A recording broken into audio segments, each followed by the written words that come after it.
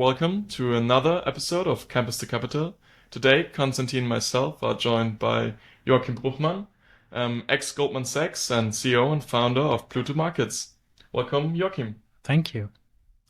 Hello, Joachim. Yeah, it's so nice to have you on. And I mean, Julius just briefly touched upon two career stations of yours, but could you maybe briefly walk us through your career journey? Of course. Yeah, so I am 34. So I've been, it's been almost 10 years since I graduated. I graduated in 2016 as a master's degree in economics from University of Copenhagen. But the start of my career, in hindsight, was shaped way earlier. So when I was in 8th grade, and I must have been around 16 years old at the time, my dad, who was a teacher, thought I was a lazy teenager. I was into sports and I was starting to get into ladies, and he wanted me to take life a bit more seriously. So one day he came home with the financial newspaper and said, "You have a great head, my boy. Why don't you start using it?" So I was like browsing Børsen, which is the financial newspaper here in Denmark. And then I stumbled upon, the section with stocks. And I was like, oh, this is interesting, because I've always been a little bit of a gambler. And I quickly learned that this is actually the only area in life where you can gamble and make money. And I was into both. So I was like, this is pretty incredible. So I started investing from my dad's online bank. Back then, you could not have, fancy investments apps or anything. You had to go down, have a physical meeting with your financial advisor. Then if you were deemed eligible, he would open an investment account, and that's how you would start. So it's very, very opaque. But then I essentially started trading stocks from my dad's online bank. And that's when I fell in love with the financial markets, and something clicked, and I learned that this is probably the one thing I want to pursue. So I applied for the master's degree in economics, bachelor's and then master's. I got my first job at Danske Bank, where I was trading equities. And then upon graduation, I moved to London, working with Goldman Sachs as a derivatives trader. And here I am building Pluto.markets, which is an attempt to build the Robinhood of the Nordics to challenge the incumbents from the 90s. May I ask, when you were a teenager, how did you hedge against that? It's exciting, but how did you hedge against that gambling aspect of investing and kind of taught yourself maybe how to do some market analysis? Yeah, so I think I was being a bit stupid. First of all, I thought I could beat the market. And I couldn't, because this was in 2007. I was doing like any naive teenager. I was looking at the pages in the newspaper, and then one journalist wrote about 3 stocks that he was highlighting, and I went and I bought all 3 of them. Now, this was in 2007, right before the biggest financial crisis since the 20s, 1920s, right? So I bought Danske Bank. I bought SAS, the airline company that almost went bust and is now delisted. And I bought a small semiconductor that actually did go bust. So in 12 months, I'd lost 50% of my pocket money. So I wish I'd known about hedging at the time. I didn't. So it was obviously a terrible start, but I still in a weird way consider this to be probably the best investment I ever did, because I lost money, but that was putting me on the path to become financially literate and become interested, which is the foundation for becoming good at anything. Yeah, I think it has to hurt at a certain point, to make this turn. But you just said that you worked for Goldman Sachs in London. But what really inspired you then to make the leap from traditional finance to becoming an entrepreneur in FinTech? Yeah. So I think the financial industry is evolving, but during my time, it was becoming increasingly regulated. Heavily regulated, especially after the 2008 financial crisis. So there was a lot of new regulation being introduced, and that was just taking away the joy of working. An increasing proportion of what I did had to do with regulation and compliance. And that's sort of why I decided in the first place to pursue something completely different. I actually loved my job. Like many ex-investment bankers you'll talk to say that they hated it. I didn't. I was a trader, and I have really, really strong passion for the financial markets. But there was also some personal circumstances, meaning that I had to relocate back to Copenhagen, and then I didn't want to work for one of the local banks. I thought that would be a step down from where I came from. So I was like, I got to found my own company. And when I was living in London, I was living together with, it was just the three of us in the apartment, but I was living together with Victor and Stefan, who founded Synthesia. That's now one of the most successful pioneers of AI, valued at, I don't know, $3 billion or something crazy. So I was following their journey all the way from the beginning, where they could not pay their rent and they were trading Bitcoin at night to try to finance their early days. And it was very inspirational for me to be part of that and see them, move from stage to stage, and things that started out as a crazy idea are actually evolving into something quite material. Before we continue with this episode, we want to introduce our partner, Timeless Investments.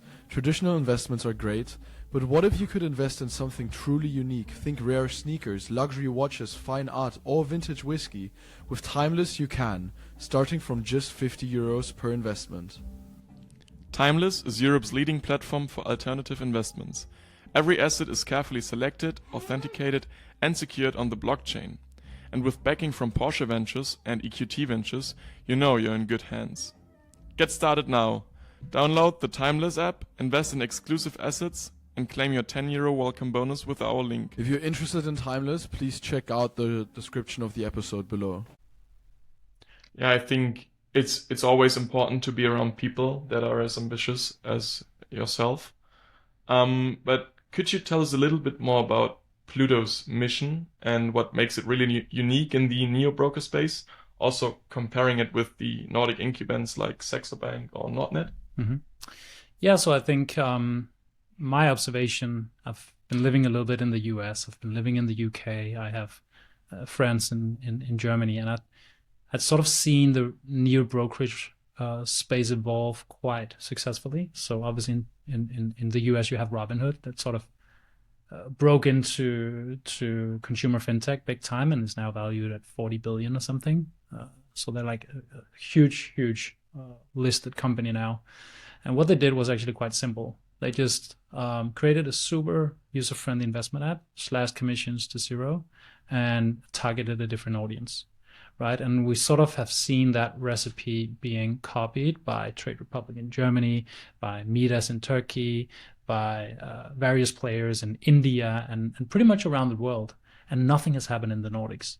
And I actually got the idea 2 years before we ended up founding Pluto, because I was like, we're too late. Someone else has seen this as well and is probably executing on it. And then nothing happened.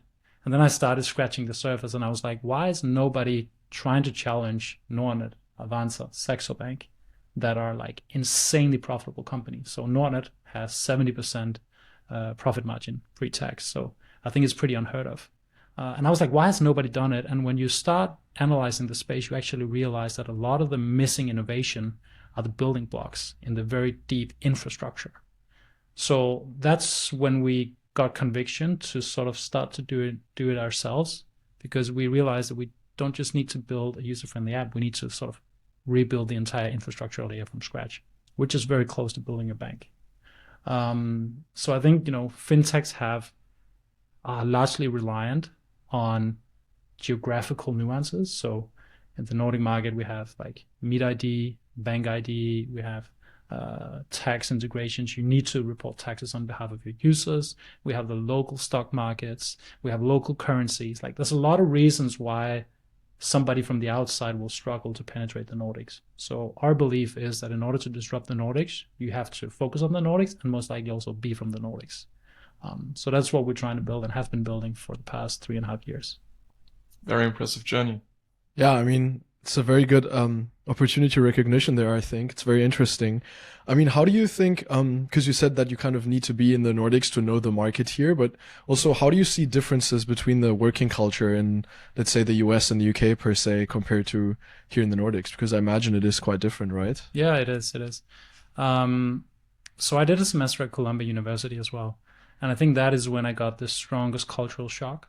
I think, my experience from Goldman Sachs in London is not really that representative, because we were, 70 people in my department from like 50 different countries.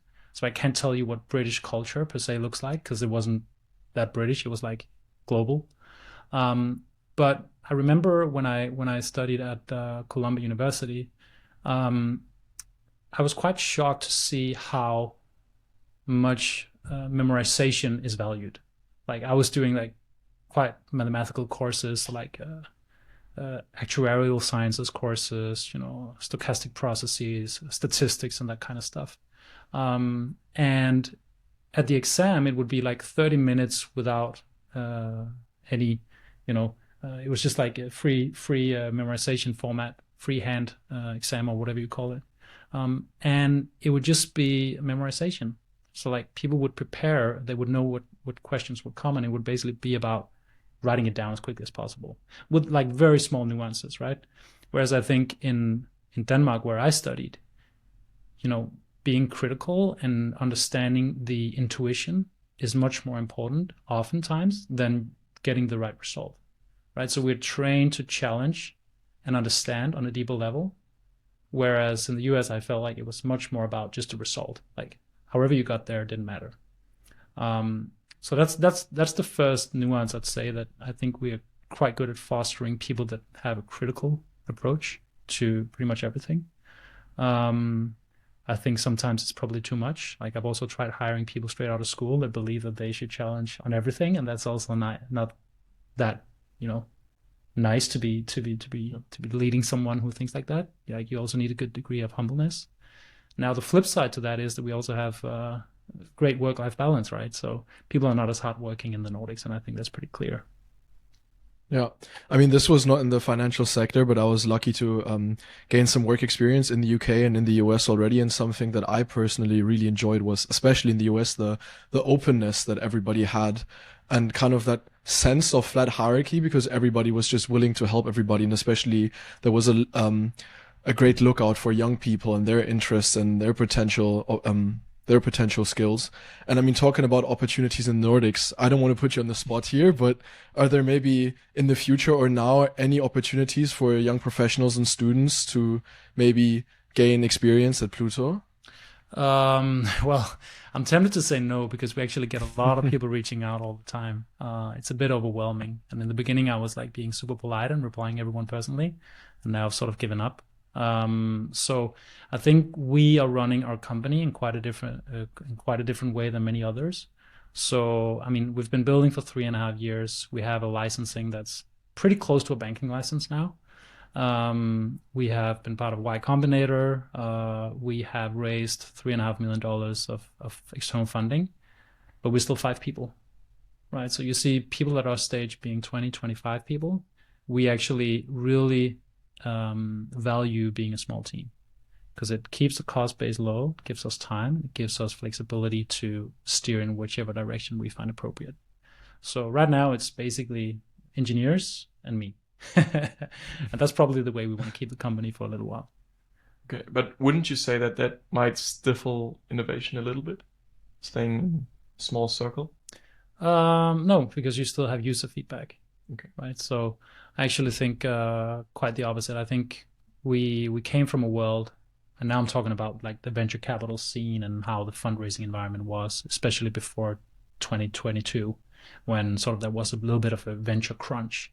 Back then you saw people just hiring and hiring and hiring. And when you spoke to investors, they wouldn't be asking what's your revenue.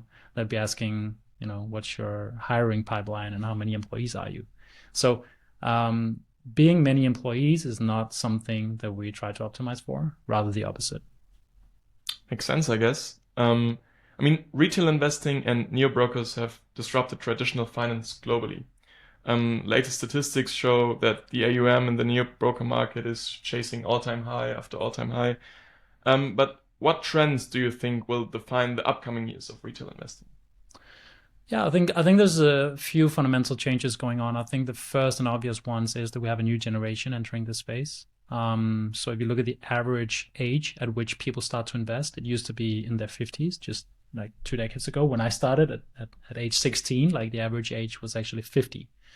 Firstly, because like there wasn't like influencers like preaching about stocks and stuff at the time. And then secondly, there was like a clear technology barrier. Like it was pretty hard to open an investment account. And now that has evolved into something much more user-friendly, and it's become part of our everyday lives to think about the financial markets. So obviously that is the big trend that I think has sort of spurred the growth in the space. The second one is that alongside that, you've seen critical infrastructure innovations. So fractional shares that we are offering is something that makes it a lot more user-friendly, a lot easier, and can be combined in a lot of very interesting ways. You've seen costs coming down, which once again amplifies more investors coming into the space. And then the third one is that you have seen a democratization of new asset classes. So I think crypto is the best example. Like no one knew about crypto, and then in 10 years it's become, I think it's close to $1 trillion of market cap. Right? If crypto was a company, it would be one of the top 5 companies in the world. And I don't recall having seen that for the past 100 years. Right? So you've had new assets, you've had technology catch up, and you've had a new generation of investors that really think about investing from quite early on. Naturally, so there is like, if we then tap into why is there so much demand for investing and why is it becoming more and more important, I think there's 2 critical factors. The first one is that you have sort of a huge wealth transfer, especially in the US, but also in the EU. So our parents, now I say ours, but there's probably like 10, 15 years between us. But let me just be young with you for a minute. Our parents probably have some money that we will soon inherit. And they were a quite wealthy generation, largely because of the housing market, right? So our generation will inherit money, and that needs to be put somewhere. Well, now I forgot the other factor. I'm talking too much. I mean, speaking of new assets and accessibility, private markets have now opened for retail investors with private equity, LTIFs, and private credit funds. What's your take on this? I think it's very interesting. So just to touch on that. So before the new legislation came into force, you would basically have to be deemed a professional investor to invest into a private equity or a venture fund. And that will require you to invest a minimum of 100,000 euros. That's defined by the EU. For some reason, the EU believes that no, you cannot invest in private equity or venture unless you're like super sophisticated, but there's no regulation on gambling. So why don't you go gamble? Like investing your money in the best asset class historically, that's too toxic for you. So regulation is dumb. Like as being a European, like so much regulation does not make any sense. And I think there's trends changing right now, and you're trying to deregulate for the first time in a few decades rather than the opposite, which I'm a huge proponent of. So right now what's happening is that basically EU has issued new legislation, meaning that the threshold is being reduced to, I think it's virtually like €1 or 100 euros or something. So what the EU is trying to do is basically open up for new asset classes such as private markets. So I think it's very interesting, and I've been spending some time looking into it. I think one of the big obstacles is, one, how do you communicate it to a retail investor? 2, how do you make it liquid? Because typically those investments need to be held for like 7 to 9 years.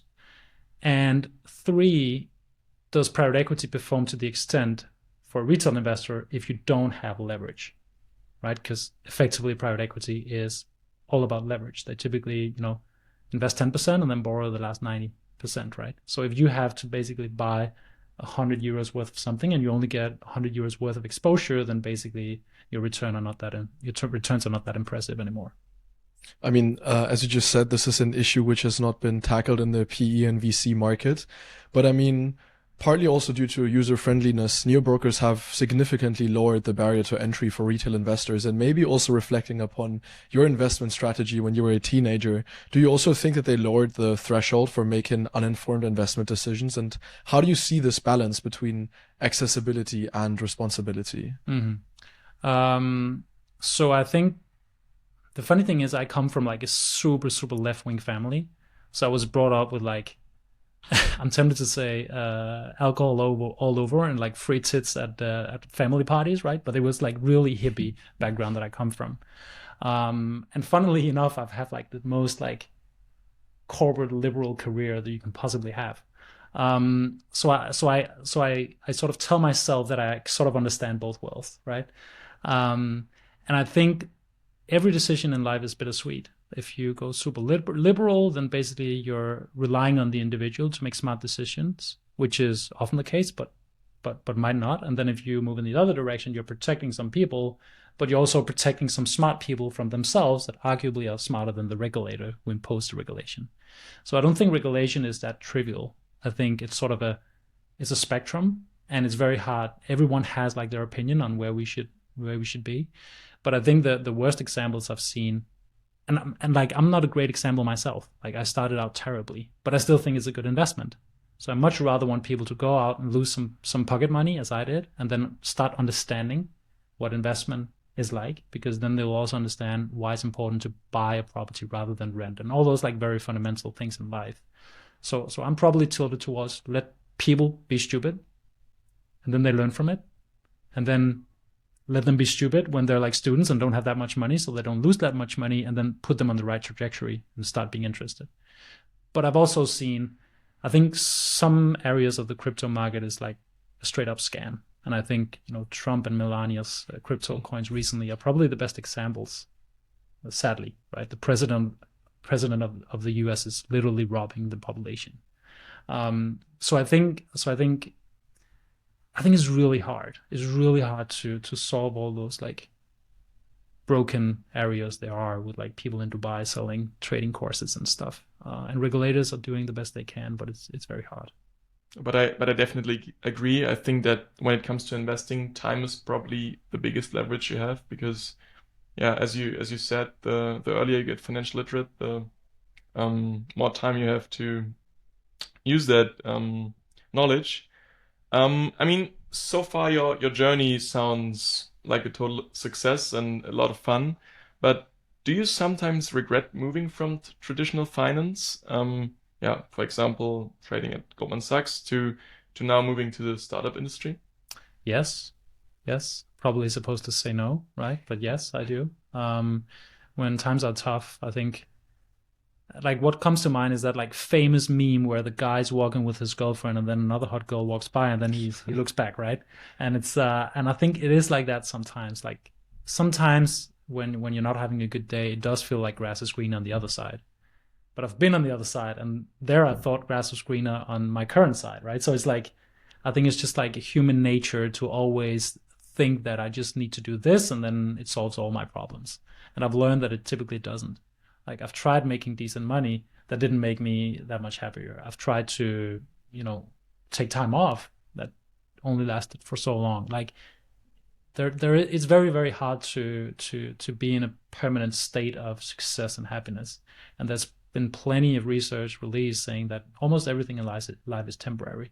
Like a promotion, an exit, whatever, it typically lasts for 3 months and then it just becomes the new normal for you, right? Unless it's about family and close relationships. That is what research shows. And although I know that, I tend to prioritize career way too much still. So I know it, but I'm not really living by it. But obviously everyone is having tough times. I was having a tough time on occasions when I was at Goldman Sachs. I'm still having a tough time as a founder. I think the founder job is the most extreme you can possibly have, because when something is going great, it's like being on a sports team and everything is just like happy days. And sometimes you just want to pull out the rope and find a chair, right? So it's like two extremes, and that is something that you need to learn to cope with, and it's not for everyone. Yeah, I think it's just also basic human psychology that you always kind of want to have that thing that you currently don't have, right? But I mean, maybe looking at the hopefully bright future, imagine that we move forward, let's say 5 years to 2030. What would you love Pluto.markets to be known for then? So 2030, that's in 5 years. I think by then what I would want to see is that we've actually managed to pull off the mission, which is building a modern product for everyone in the Nordics and hopefully beyond as well. I think this is a consumer startup, so obviously we want to change something for people, and the ultimate what really is confirming to me is when I see someone that I don't know pulling out the phone with the Pluto app in the metro, right? It happened for the first time here last month, and I was just like so excited. Congratulations. I almost went and talked with a person, right? But just seeing people adopt something and not necessarily acknowledging how much work is put behind it and stuff. I think like having something that thousands of people use on a daily basis is something that is quite substantial. I would also like to get rich, and everything else in my life just going extremely well. Still have my hair, but I think that is what founders want. They want to make an impact, a dent in the world. I really love that I made it moment when you see somebody that you don't know using your product. I for sure haven't made it yet, but it's a first step. Yeah. It's a very cool thing to notice or to experience for sure. And I mean, you were lucky to have experience in both traditional finance and fintech, and I think the line between those two is getting thinner and thinner by the day. But looking at rapid tech advancements and market shifts, is there maybe one piece of advice you could share for young professionals to kind of future-proof their career in finance? Yeah, so I think what has been working incredibly well for me is probably two things. One is I managed to take risks. So I have never been afraid of failing. Like I remember first week of school, I was when we were having lectures, I would like put up my hand and ask if I didn't understand something. My mom was a journalist, so maybe that's why. She would always ask the stupid questions, but I've never been afraid of asking the stupid questions. And for a long time, especially when I started at university, I was the only one asking questions, and I just assumed that everyone understood what was going on, and I was so frustrated. And after 3 months, we had the first exam, and I got the highest mark in the class. And I was like, guys, what's going on? Like, am I the one who understands this the most? Then why haven't you asked any questions? So I think like what I've done well is I've managed to, if there's a person I've been looking up to, I've been reaching out, asking to grab a coffee or walking up to the person if I bumped into them on the street, and like do these small things and expose myself, and also being willing to be rejected or look stupid in others' eyes. So I think that's probably the one thing. And the second thing I would say is that I think there's a lot of people saying just pursue your dreams, and if you want to be an artist, then go for it and stuff. But there is some really, really easy hacks you can do. Like start out at a acknowledged firm that will stick with you forever. Like I was with Goldman for 3 years, and here I am, 6 years later, still that's what people sort of think about me, right? I could also have taken a job at a startup, and then things would probably have been looking a lot more difficult for me. So I think, just like those CV stamps, they work. Like it's not the way it's supposed to be, but it's a fact. Makes a lot of sense. And I mean, this is the perfect example that there is no such thing as a stupid question, I guess. Mm-hmm. So I believe in 2022, you had the opportunity to take Pluto to Y Combinator, which is, for those who don't know, the probably most prestigious startup accelerator in San Francisco. Could you share a little bit of this experience with us? Yeah.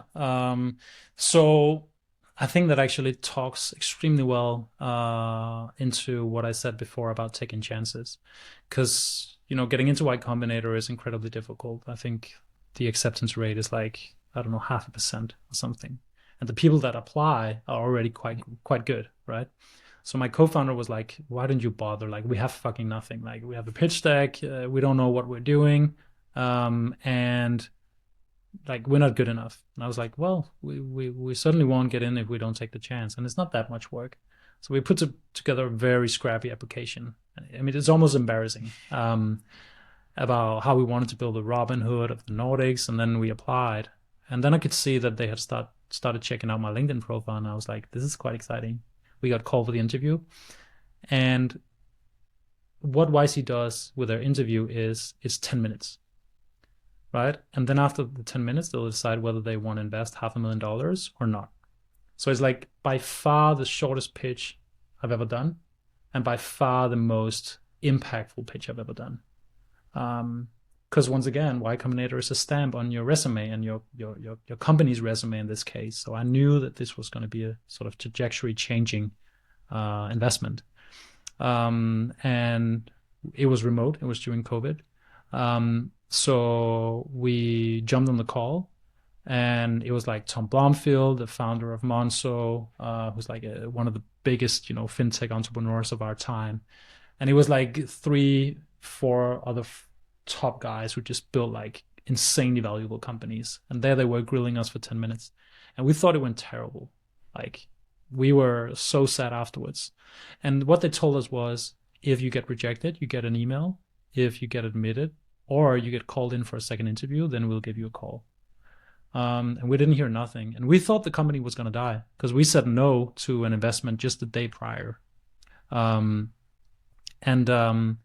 my co-founder was texting me, "Oh, I'm just going to, take a temporary job as a cab driver." And we were like super depressed. And then I was home alone, still depressed the day after. And then my phone called from a US number. And I was like, this is interesting. And I took the phone, and there we were getting admitted. Grabbed the cab, called our one employee we had at the time, and then we went and surprised my co-founder with the news. So that was how we got in. And obviously, I've been at, top performing environments before. I think I was interning with the Boston Consulting Group. That's like a very sort of high performance environment. I was at Goldman Sachs, where, I remember one guy who on Monday morning just told me that he casually went and climbed Mont Blanc over the weekend. And that's just the person that was working, the people that were working there. And I think Y Combinator is the third time that I really got exposed to sort of a very crazy high performance environment. Like, the people there were just like, not necessarily experienced, but they were like geniuses, and very humble about it. So I think that is something that I will look back on forever and say, no matter how Pluto goes, whether we go bust or whether we make it, that is something I will value forever. And I think, frankly, it has changed the way I think about building a startup. Yeah, I think kind of just to know that you should always shoot your shot and it might get you somewhere is very valuable, because you can't really get anything worse than a no, right? But next to that, is there maybe a decision or a failure in your career that still has a lasting impact on how you approach challenges today? I can't really think of anything concrete, but obviously I've been rejected multiple times. Actually, when I wanted to get my job at Goldman, it started 2 years before I graduated, where I had my first internship. It's like a spring internship. And I got rejected by 10 banks. The only bank that said yes to me was Goldman, which is the one I wanted the most. So funnily enough, that's how it went. And also just being a founder, although you can look back and say, oh, then we raised like an investment from Y Combinator, then we raised more money. And, in hindsight, things have been going quite well for us. Then on the way, there's been plenty of rejections. Like when you go out and you raise a funding round, you probably pitch 50 investors and one ended up saying yes, right? So that means that 49 people say no. It's like, I think it's a worse job than trying to sell newspaper subscriptions by cold calling. I don't like it. I don't like fundraising because it's like so mentally tough, because people will be telling you once again how fucking ugly your baby is, right? And that's just how it is. But you just need that one person to buy into your vision, and that changes everything.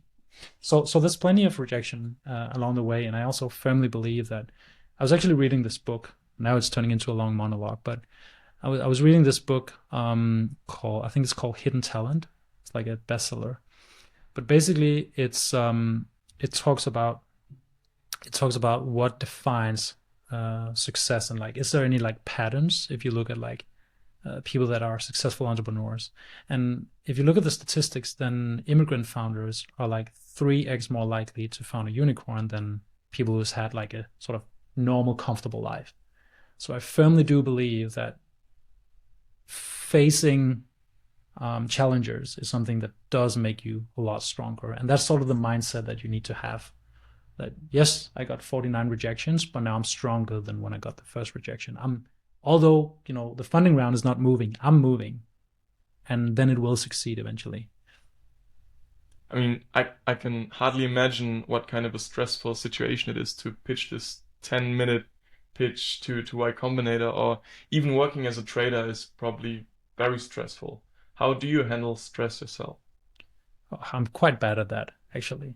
I think one of the things that really shaped me, and I was doing this interview on Monday, where I talked about my past in elite cycling as well.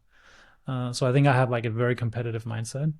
And as a trader, what you learn is that response times needs to be like within 30 seconds, right?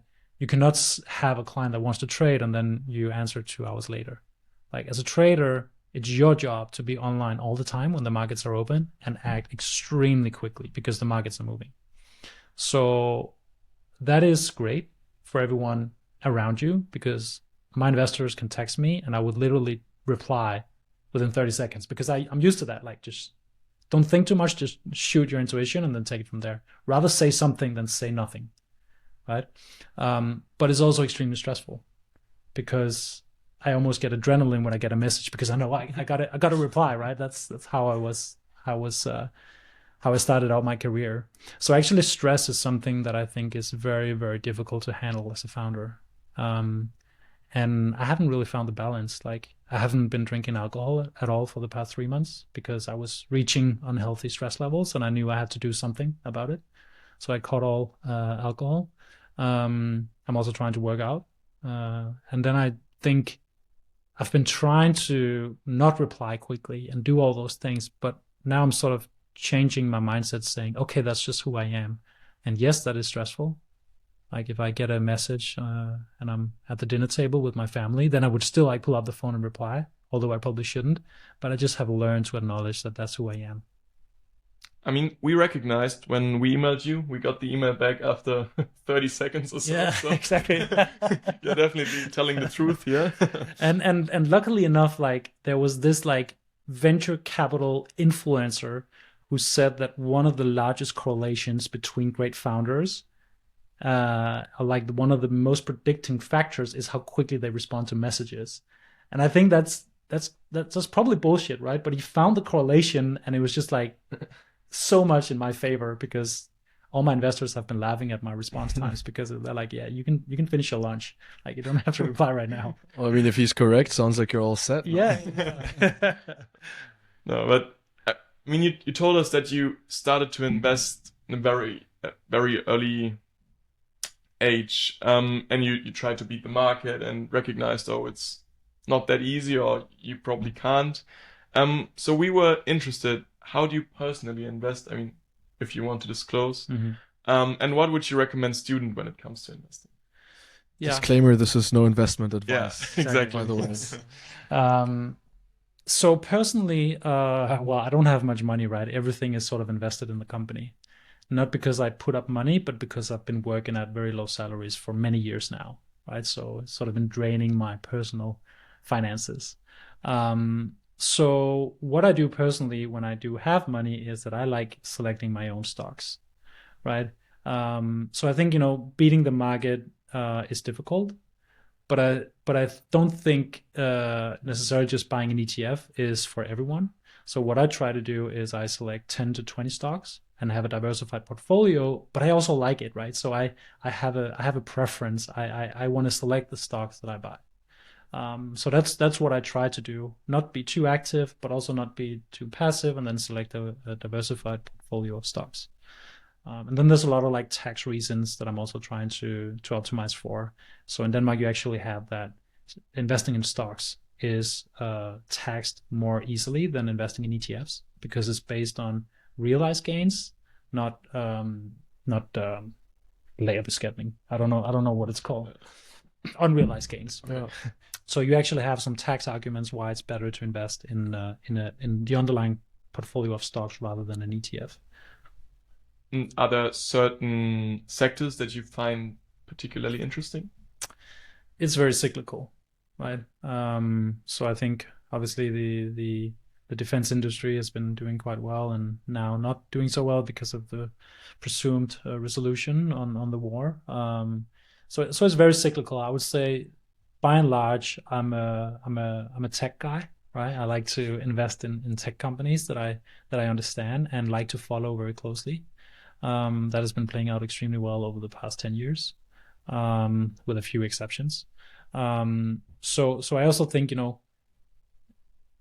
investing should also reflect who you are, because I think you have better odds of doing great if you invest in something that you understand. And in the perfect world, you can argue why you understand that stock better than the market does, right? So for me, I tell myself I understand businesses like Robinhood, like the incumbents in the space. I understand what they're doing extremely well because I'm an industry person. So I do think that I can actually generate more returns when I have an opportunity in those stocks. Now I'm a CEO of a regulated company, so I can't just go and buy what I want. There's like very much regulation in place. So I'm just trying to stay away from stocks for that reason myself. But I think that would be what I've done previously and what I would recommend for people. Yeah, I think it's important to really embrace your investments and believe in them. Otherwise, yeah, there's no real sense. But we want to switch to a bit more personal note now. For those who may not know, you're actually also a very talented rapper. I listened to another podcast or interview, and there you shared a hilarious story about how this talent made you kind of a hero at the BCG office here in Copenhagen. So in that context, I'm curious, how important is it for young professionals to cultivate diverse interests beyond their technical skills? And yeah, does your passion for music help you maintain balance in your day-to-day life? So which podcast was that? Because I don't remember saying that. I probably did, but I just forgot. I have to look it up. I'll send you the link. Yeah, but it is true. And it's a funny story. So when I was interning with the Boston Consulting Group back in 2014, you're in a room where everyone is smart, everyone has great grades. Like you start looking for the sort of odd ones out naturally, because it is quite a homogeneous crowd, right? So the story is that I was interning there. I thought it was like insanely hard work. Like I was working so much, and I was like, wow, this is going to be a tough life. Like studying was nothing compared to those 6-7 weeks I did. But I was fortunate enough to be interning at the time where they had their biannual getaway. And this time around, it was at Ibiza. So the entire company was going to Ibiza with the Norwegian, Swedish, and Finnish offices. And it was like a 3-day trip. And at the end of the third day, there was like this great gala dinner where apparently there would need to be a performance by somebody who had a special talent from each of the offices. And we're all getting pretty drunk, and then this talent show starts. And I can see that nobody from the Copenhagen office has prepared anything, right? So they start going up on stage. The Swedish office, the Norwegian office, they have prepared for months because there's quite a lot of prestige in it, right? And then the guy who interviewed me for the interview was poking me on the shoulder, and he was like, we need a guy to go on stage in 10 minutes. We haven't prepared anything. It's very embarrassing. Didn't you write in your resume that you used to be a freestyle rapper?